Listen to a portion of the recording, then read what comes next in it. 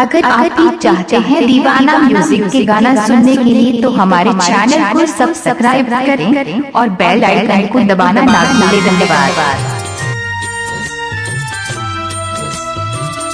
अहाँ सबके बीच एगो देवी नाचारी लके आयल छी, गाना के माध्यम से प्रस्तुत करे छी।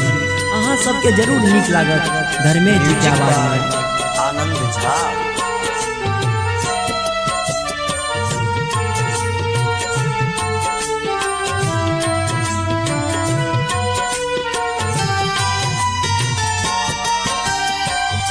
कत चल गे मैया आइबो जो भवन में, कत चल गे मैया आइबो जो भवन में।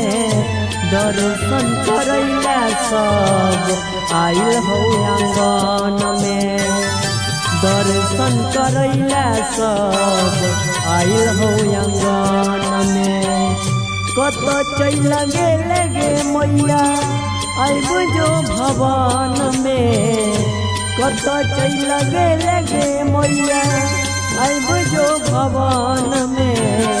दर्शन करैला सब आइल हो आंगन में, दर्शन करैला सब आइल हो आंगन में।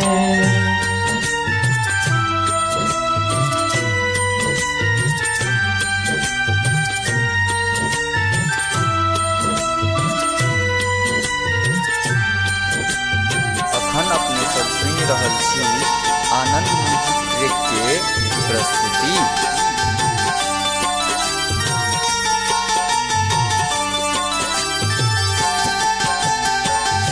दुख के ते गई कहियो तोहरा भवन में, सबटा देखई छी तुगे अपना नजर से।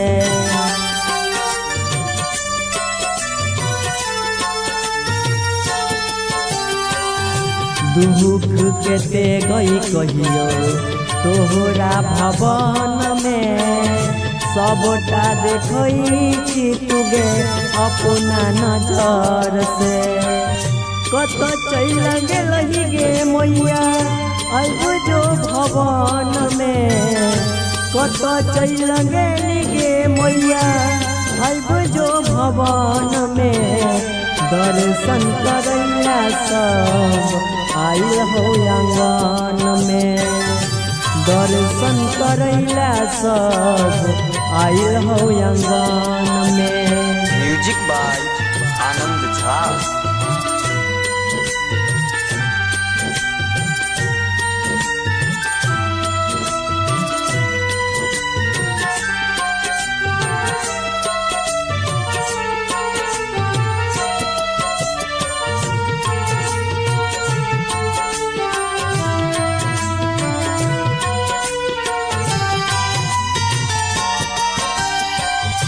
रही तर चंचल गीत लिखो मजेदार में, धर्मेश भजन गाबो तोरा दरबार में।